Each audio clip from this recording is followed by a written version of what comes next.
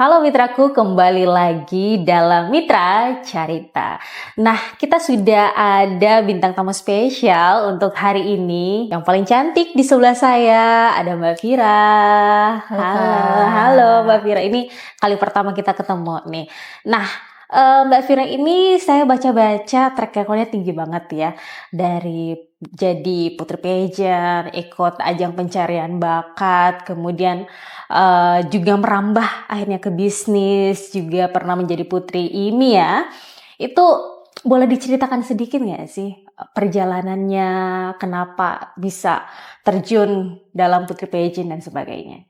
Oke Kak, jadi awal mulanya tuh berawal dari organisasi sekolah pas SMA. Ada tuh namanya Duta Palang Merah, itu lomba antar provinsi.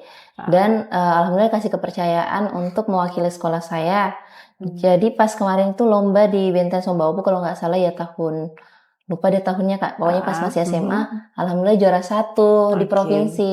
Dari situ saya menyadari bahwa oh kayaknya saya ada bakat di sini deh. Jadi pas kuliah kemarin akhirnya terpilih mewakili Bulukumba untuk di ajang Duta Putri Kebudayaan. Jadi kemarin di situ juga alhamdulillah juara 1 lagi Kak di provinsi. Jadi lanjut tuh ke nasional. Setelah itu 2021 kalau nggak salah itu di calling lagi sama orang-orang pageant, bisa nggak untuk wakili Sulbar untuk di IMI? Tapi bukan Sulsel, Sulbar. Ya, awalnya Sulsel Kak, tapi ternyata kuota untuk di Sulsel sudah ada teman saya sendiri. Jadi dialihkan ke Sulbar gitu. Emang awal mulanya tuh organisasi.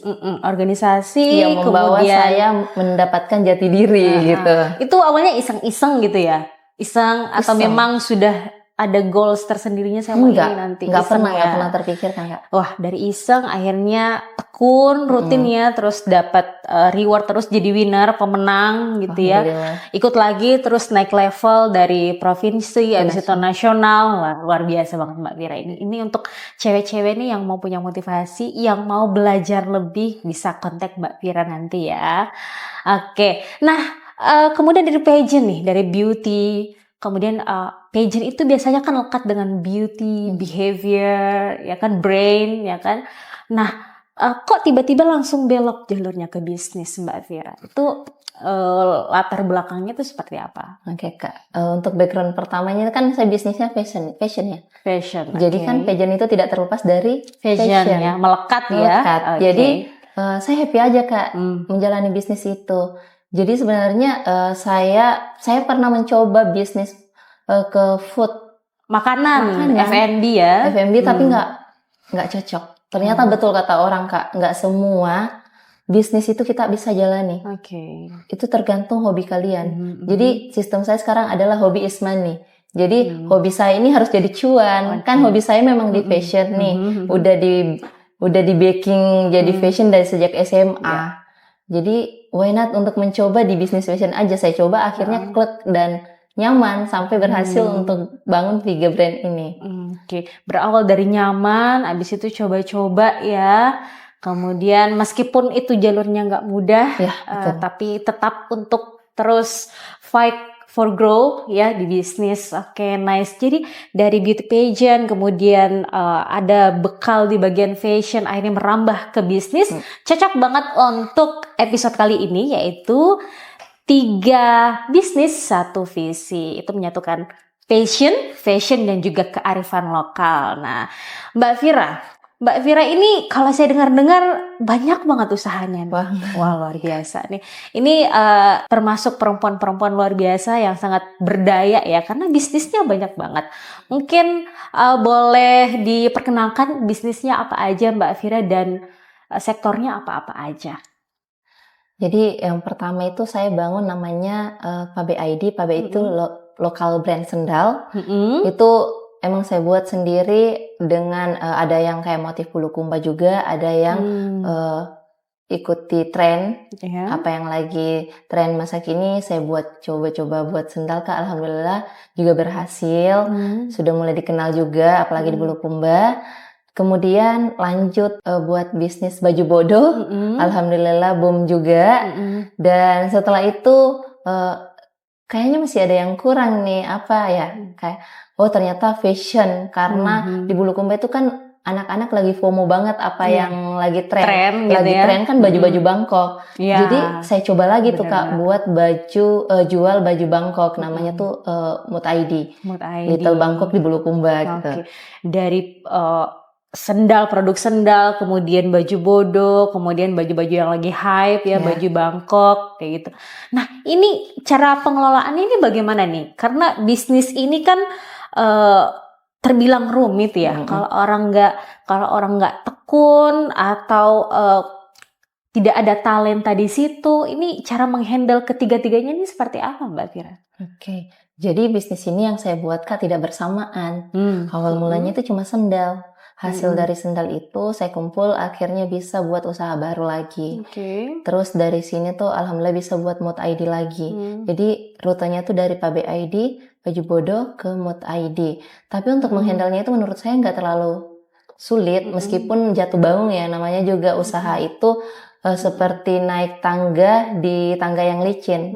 Kalau naik di tangga 4, kalau licin kan kita jatuh lagi ke lantai 1, lanjut lagi, tetap nanjak untuk ke lantai 4. Jadi kayak menurut saya kayak emang basic saya fashion, jadi happy aja. Bawahnya kayak untuk brandingnya juga mudah, alhamdulillah Kak.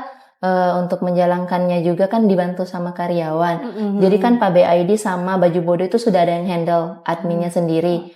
Jadi saya itu menurut saya kayak waktu saya terbuang-buang aja nih kalau nggak buat bisnis satu lagi. Jadi saya buat Mood ID, alhamdulillah yang sekarang saya fokus itu Mood ID. Karena Pabe ID sama baju bodo itu sudah ada yang handle sendiri. Oh, udah ada yang handle. Ya, jadi cukup mudah aja Kak. Menurut saya kalau dalam bisnis itu kita jadikan hobi ismani seperti yang tadi, jadikan hobi kamu itu sebagai bisnis kamu sehingga kamu happy dan tidak terbebani gitu. Nah, ini ada tagline spesial dari Mbak Fira, hobi ismani. Jadi kalau kita menjalaninya itu kita nggak ada beban ya, karena memang ini naluri dari diri kita, memang kita enjoy untuk menjalaninya. Dan luar biasa ya Mbak Fira, ini salah satu cerminan kita juga karena bisa buka lapangan pekerjaan nih. Jadi sangat menggiring pertumbuhan ekonomi juga di suatu daerah Bulukumba ya Mbak Fira ya, dan juga membuka lapangan pekerjaan. Nah Mbak Fira, bisnisnya dijalani ini kan tentu ada peran media sosial kan ya. Nah, bagaimana cara untuk menaikkan branding ya, terutama dengan pengaruh media sosial terhadap bisnis UMKM yang Mbak Fira punya, itu seperti apa? Menurut saya ini pertanyaan yang saya tunggu-tunggu Kak, karena emang usaha saya ini alhamdulillah besarnya di media sosial. Kak bisa bayangin nggak kalau kita buka toko offline, kira-kira bisa nggak 1000-an orang masuk dalam sehari? Nggak kan? Logikanya sih nggak kan? Kapasitas meskipun kan ya? Orang ini brandnya sudah besar sekali, kalau ribuan atau kayak 3000-an, 4000-an itu belum bisa dong per hari masuk ke toko itu. Betul. Nah, sedangkan di sosial media Kak, story 24 jam aja bisa ribuan yang nonton. Itu kan sama namanya selling. Sedangkan kalau di offline itu kita sistem tawar-menawar ke customer itu orang yang datang ke toko aja. Sedangkan ini kita cuma upload 24 jam itu mereka sudah bekerja. Hitungan kerja Kak 24 jam kan baru terhapus tuh. Benar-benar. Itu menurut saya penting banget. Karena jualan saya kemarin ini berkat branding, alhamdulillah boom. Sampai sekarang Kak. Pemasukan saya itu lebih banyak di sosial media, pembeli dari sosial media, khususnya Instagram, dibanding pembeli offline. Offline ya. Jadi kalau untung-untungannya offline sama online itu lebih banyak online pasti. Online. Ya? Kemudian bisnis itu pasti erat kaitannya dengan keuangan ya, handle keuangan, uang yang keluar masuk ini. Menurut Mbak Fira ini seberapa penting sih lembaga keuangan terkait dengan peningkatan bisnis terutama UMKM? Untuk Mbak Fira sendiri seperti apa? Dalam dunia bisnis itu ada 2 yang dibutuhkan Kak. Selain ide itu butuh modal.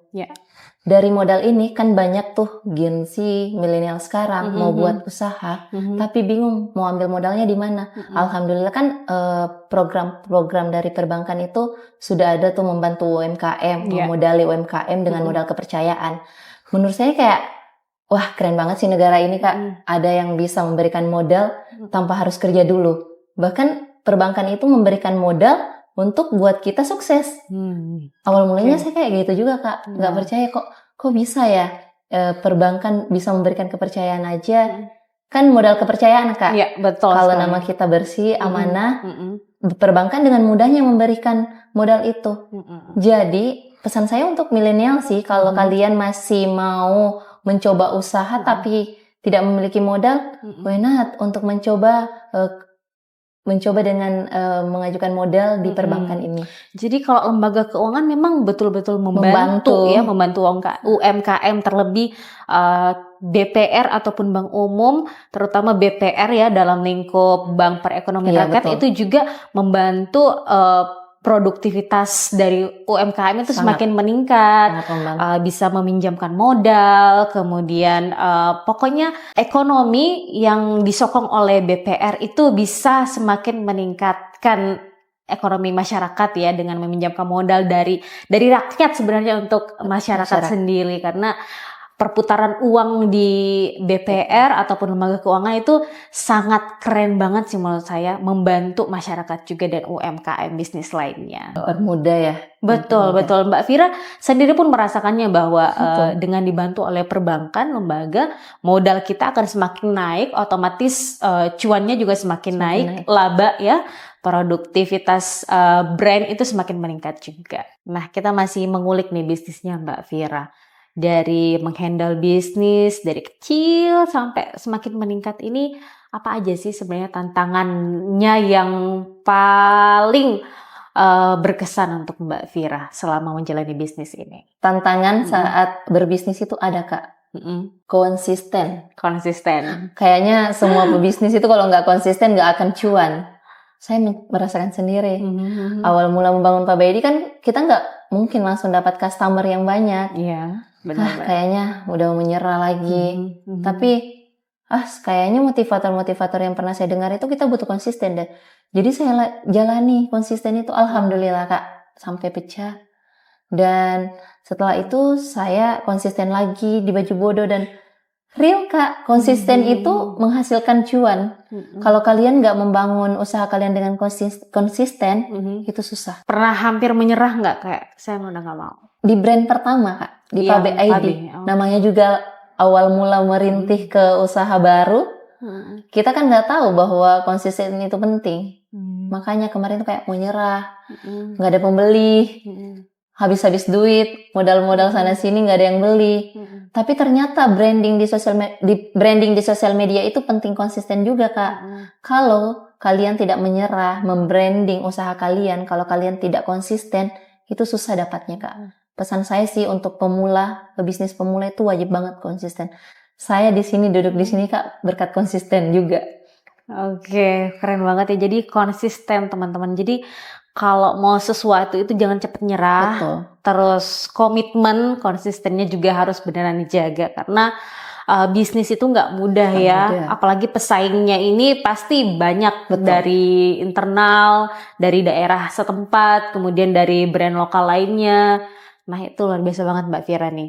Kalau ada yang mau kontekan Mbak Fira ini, bisa banget sharing di luar dari Mitra Carita ya. Bisa nanti kapan-kapan kita bisa ngobrol bareng di session selanjutnya. Nah, dari ketiga bisnis tadi ya Mbak Fira, benang merahnya itu apa aja sih dalam ketiga bisnis itu?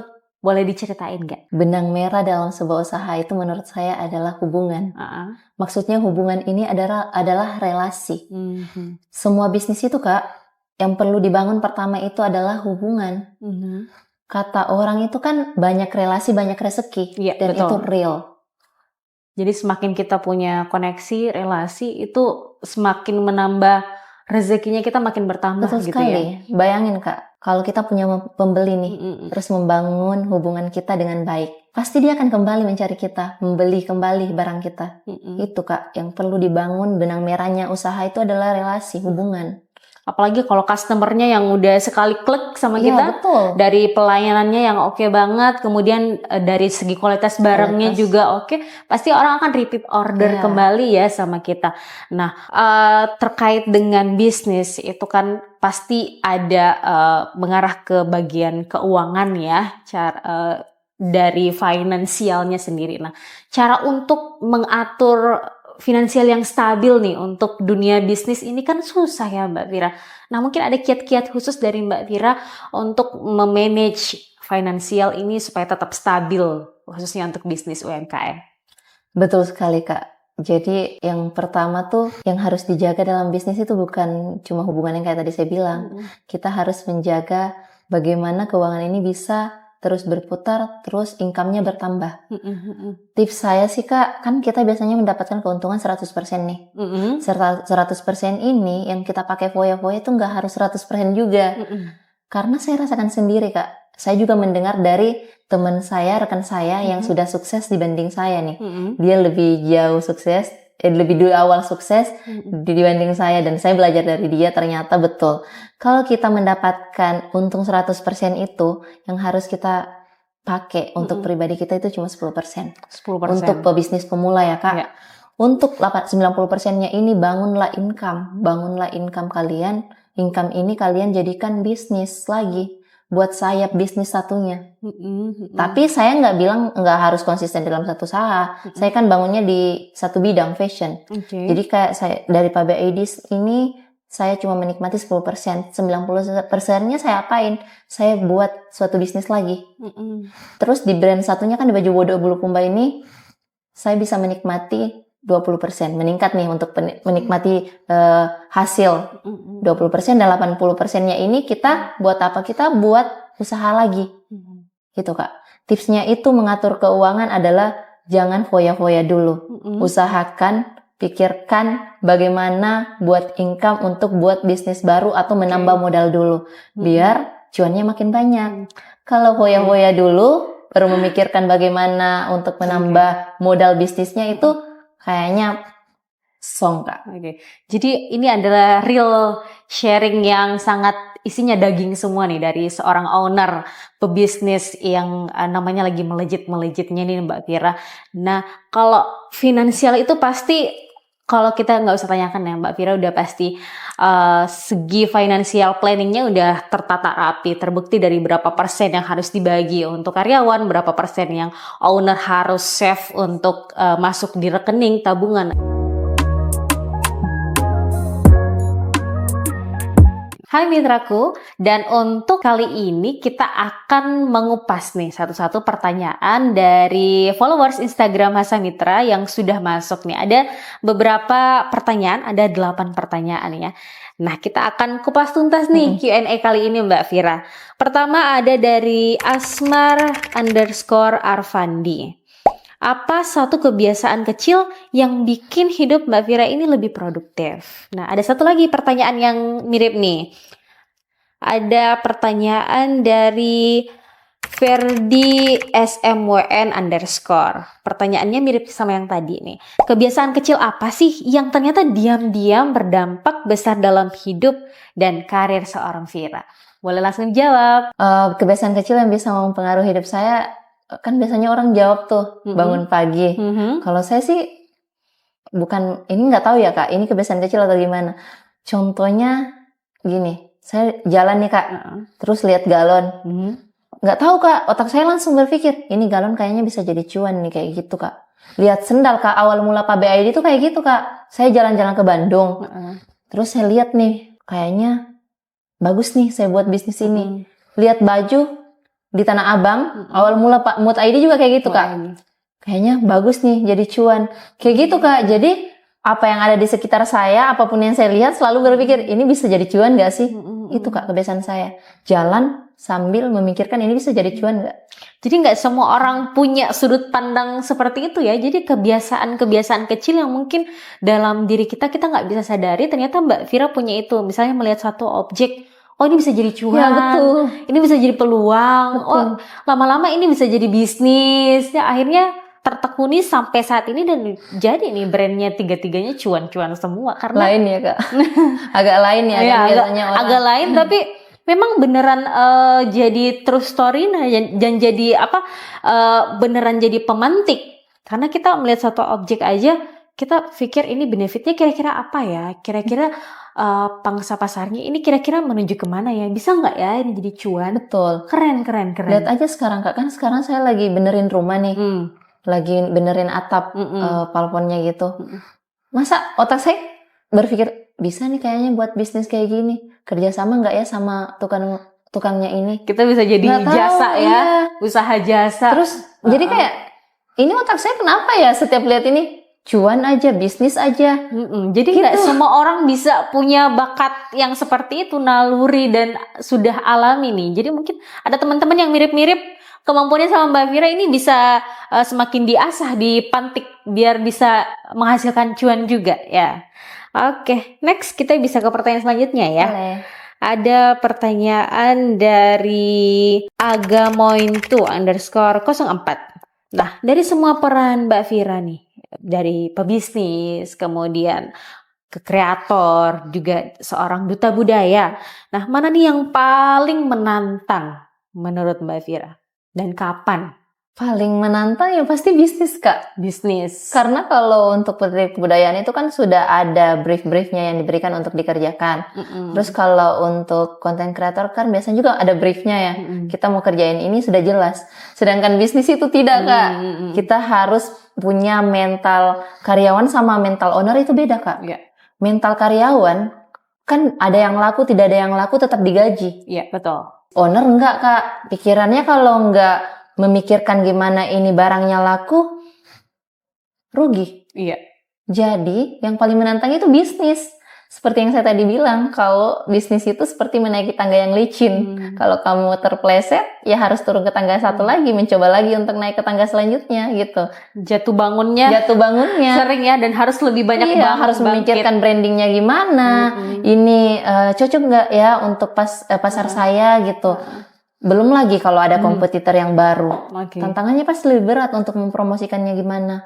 Tuh, Kak, cara mempertahankannya juga itu bukan sesuatu yang mudah. Betul. Ya. Untuk bisa tetap konsisten setiap tahun. Betul sekali. Kompetitor juga nggak main-main sekarang ya. Jadi bisnis itu emang menantang. Oke, next kita ke pertanyaan selanjutnya. Ada pertanyaan dari Ulharas_. Maaf nih Mbak Fira kalau boleh tanya, kenapa sih lebih memilih bangun usaha daripada lanjut pendidikan? Oh, itu pertanyaannya sering saya dengar juga.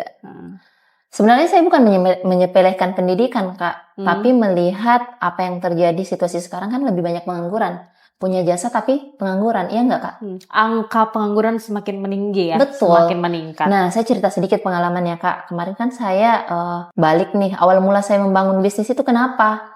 Balik mudik dari Jakarta, mudik lebaran ke kampung. Kan kumpul-kumpul sama senior yang sudah lulus kuliah. Lah, ditanya kerja di mana? Pengangguran.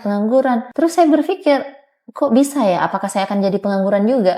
Nah, di situ, Kak, saya banting otak, setir otak gimana bisa tidak jadi pengangguran saat lulus. Atau kalau bisa punya usaha dulu sebelum lulus.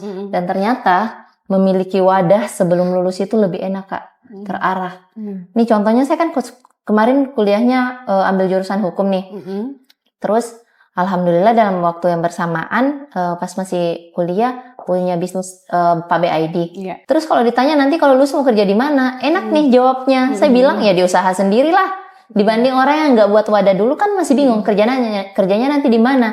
Sedangkan kita jurusan hukum belum tentu kan basic kita nanti kerjanya di hukum, enggak, Pak.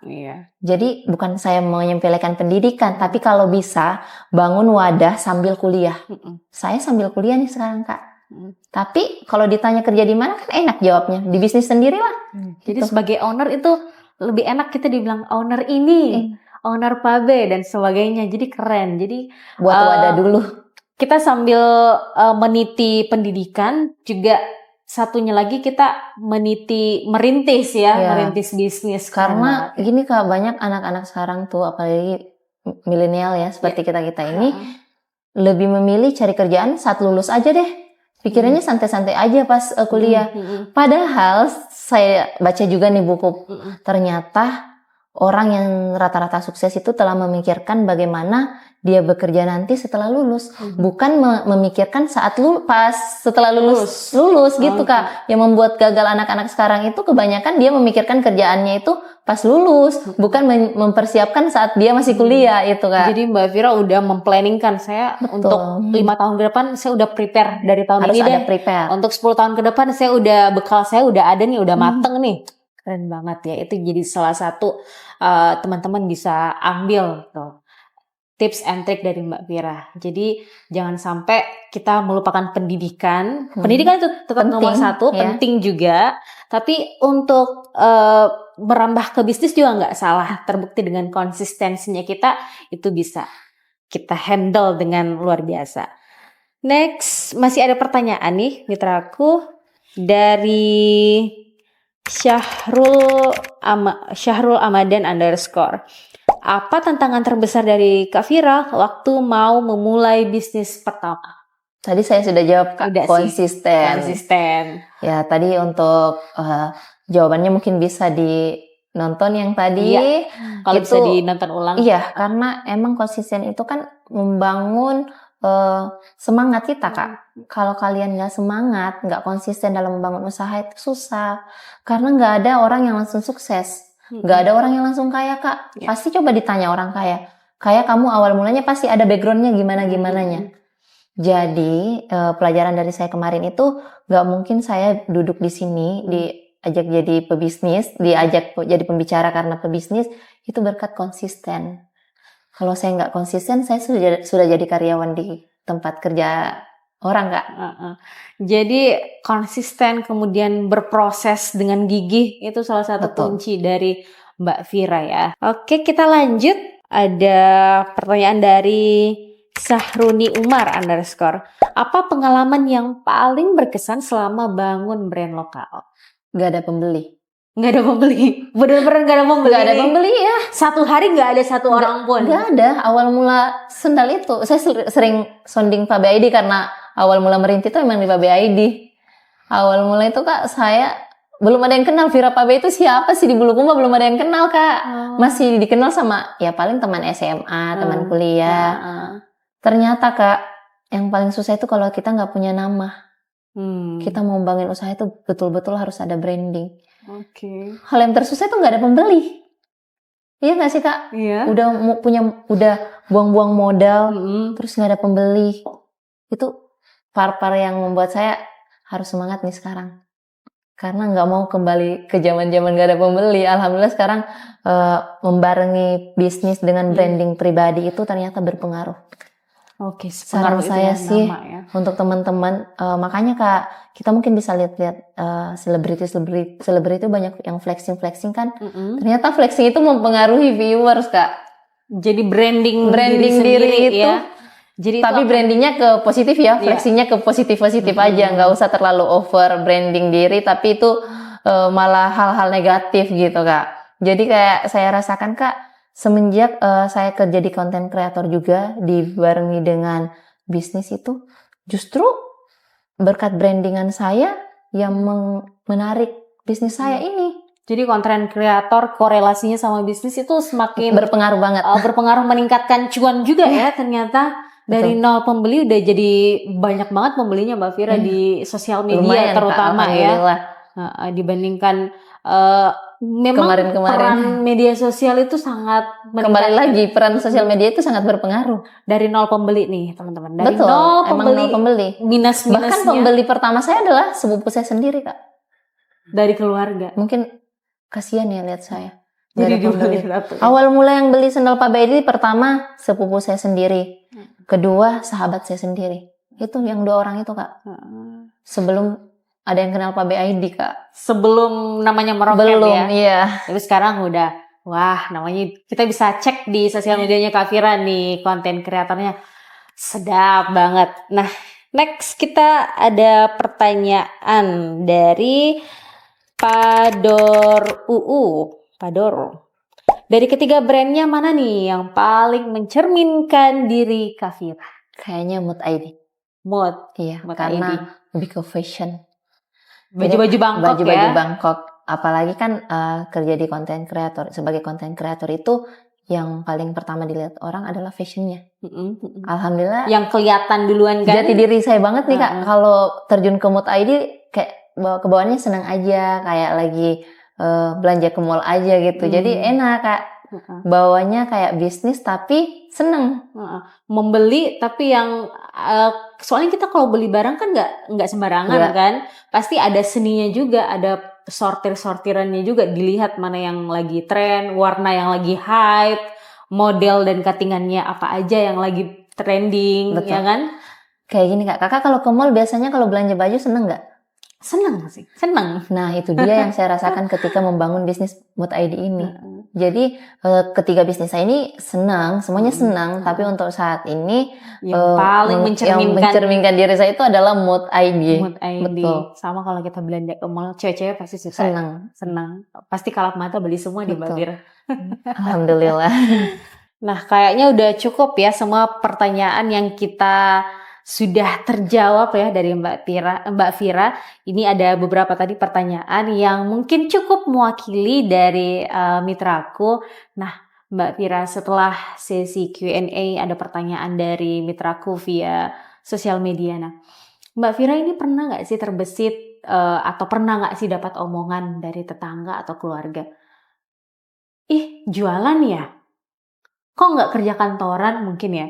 Kok nggak kayak orang-orang lainnya pakai pakai baju kantor ke kantor kerjanya?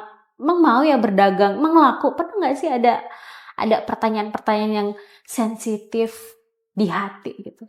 Pernah nggak? Pernah lah Kak. Apalagi saya kan juga tumbuh dan besar di daerah pedesaan gitu kan, sebelum tinggal di kota. Ya namanya orang di desa biasanya orang kan berpikirnya orang yang bagus karirnya itu orang yang orang yang baju kantoran. Jadi kayak masih sering dibanding-bandingin gitu Kak. Sebelum orang di kampung kan juga ibu-ibunya rata-rata gak main sosial media ya. Iya, kurang ya. Baru ya yang namanya Facebook itu kan baru ya. Ibu-ibunya lebih fokus ke Facebook dulu kan enggak Kak. Pas masa-masa saya ya, yang awal-awal pulang kampung. Tapi menurut saya kayak buat apa ya dengerin omongan mereka gitu. Ternyata emang yang awal mula kalau kita belum punya apa-apa itu kita masih sering diremehin Kak. Belum kelihatan. Berlian itu kalau belum kelihatan Kak nggak akan memancarkan sinarnya juga kan. Jadi itu cerminan kita Kak. Jadi kalau dibilang malu buat apa? Umpamakan diri kalian berlian, tunggu aja pada berlian itu muncul gitu Kak. Mutiara itu muncul dengan waktunya sendiri. Jadi kayak malu, alhamdulillah Kak, untuk di diri saya tuh nggak ada yang kata malu. Bahkan saya kalau disuruh jualan ini untuk posting, mau kok pede-pede aja.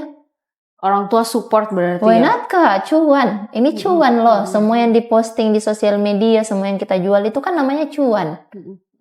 Yang nggak baik itu kan kalau kita diam-diam nggak mau kerja, tinggal di rumah, nggak produktif. Jadi yang harus kita ubah sih untuk milenial sekarang ataupun Gen Z sekarang kan, Gen Z sekarang itu nggak usah malu jualan, bangun untuk jualan. Kalau saya sih bilangnya meskipun kalian kerja kantoran sekarang, ayolah coba bisnis dulu. Masih bisa gitu. Ya, masih bisa. Jadi nggak usah malu-malu Kak. Jadi orang-orang yang masih ada gengsinya tuh untuk jualan, saya yakin Kak kalau udah pernah cobain cuannya berbisnis, jualan apapun, bisa jadi ninggalin kerjaan kantoran nih. Malah gitu. Yang lebih bisnis lebih cuan itu pengusaha, owner. Belum pernah lihat nomor saldo rekeningnya sih. Kalau udah pernah cek saldo rekening, mutasi-mutasi yang masuk, income yang masuk, pasti pengen banting dari bisnis ya. Jadi kita nggak boleh nih lihat dari penampilannya doang, karena bisa jadi yang berjas itu kalah cuan sama yang pakai baju restoran di rumah. Kalau owner apalagi sekarang lebih mudah ya, orang jualan lebih mudah kok. Cukup pakai modal handphone, jaringan, kemudian stok itu bisa jadi reseller. Nggak harus ke kantor dulu. Nggak harus formal pagi-pagi kayak kita geradak geruduk ya. Jadi benar-benar kalau owner itu yang mau semakin banyak saldo tabungannya, simpanan uangnya di bank itu pasti bisa merambah ke dunia usaha. Intinya jangan gengsi.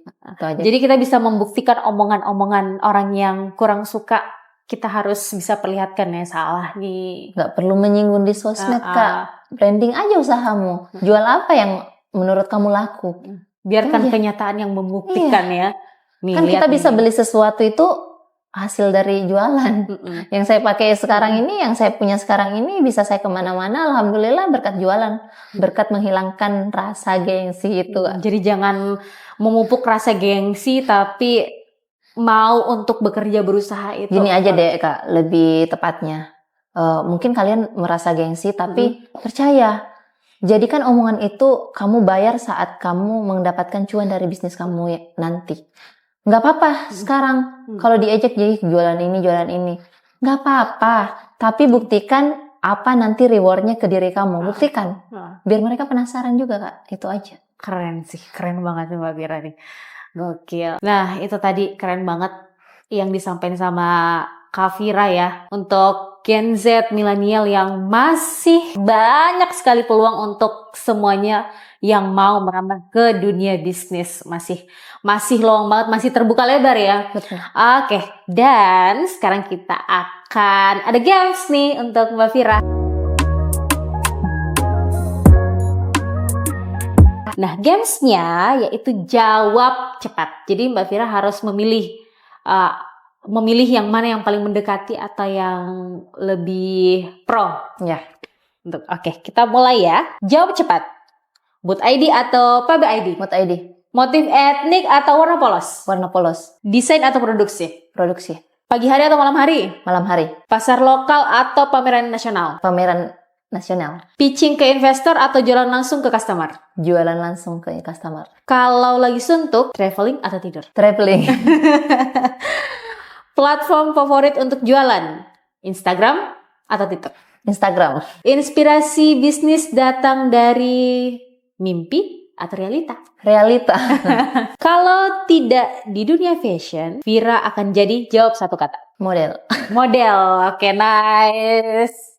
Itu dia tadi jawab cepat games kali ini. Jadi teman-teman, narasumber kali ini tuh luar biasa. Membangun usaha, kemudian track recordnya merambah dari dunia pageant, modeling, kemudian akhirnya bisa berbisnis, cuan, menjadi seorang owner. Itu luar biasa sekali untuk menjadi kiblatnya cewek-cewek juga. Ini salah satu Wonder Woman juga, entrepreneur keren banget.